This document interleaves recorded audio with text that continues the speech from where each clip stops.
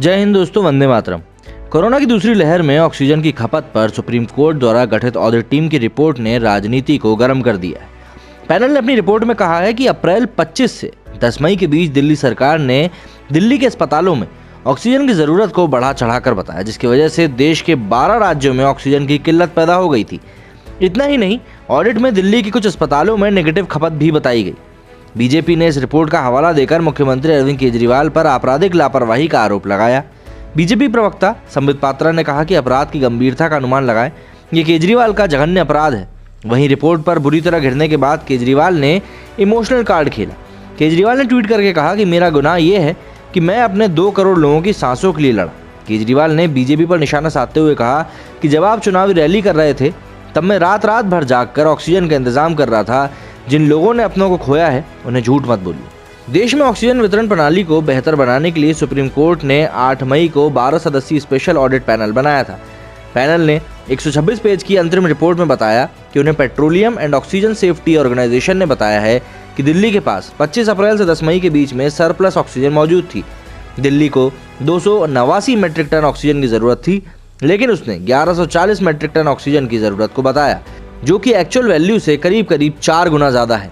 लेकिन इस पूरे मामले में ट्विस्ट तब आ गया जब एक नया बयान सामने निकल कर आया। दरअसल दिल्ली के लिए ऑक्सीजन की डिमांड बढ़ा चढ़ाकर बताने के मामले में एम्स के चीफ डॉक्टर रणदीप गुलेरिया ने विवाद को शांत करने की कोशिश करी है। एनडीटीवी के मुताबिक उन्होंने कहा है कि अब तक फाइनल रिपोर्ट नहीं आई है। ऐसे में ये कहना जल्दबाजी होगी कि दिल्ली ने सेकेंड वेव के पीक के वक्त जरूरी ऑक्सीजन की डिमांड को 4 गुना बढ़ाकर बताया। उन्होंने कहा कि मामला भी सुप्रीम कोर्ट में है, ऐसे में हमें जजमेंट का इंतजार करना चाहिए।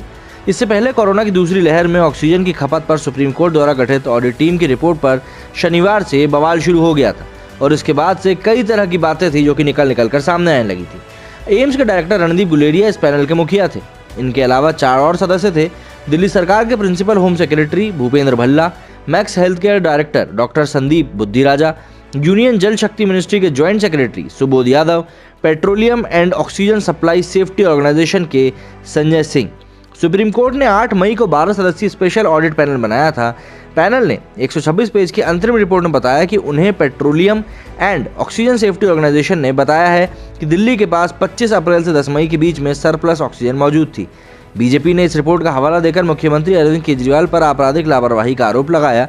बीजेपी के प्रवक्ता संबित पात्रा ने कहा है कि अपराध की गंभीरता का अनुमान लगाएं, ये केजरीवाल का जघन्य अपराध है। रिपोर्ट पर बुरी तरह घिरने के बाद केजरीवाल ने इमोशनल कार्ड भी खेल दिया था और इसके साथ ही उन्होंने बीजेपी को घेरने की एक नाकाम सी कोशिश भी करी थी।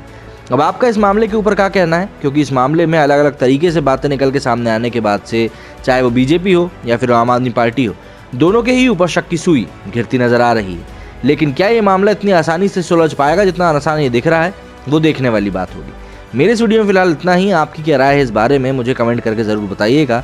मेरे इस वीडियो में फिलहाल इतना ही। जय हिंद, जय भारत।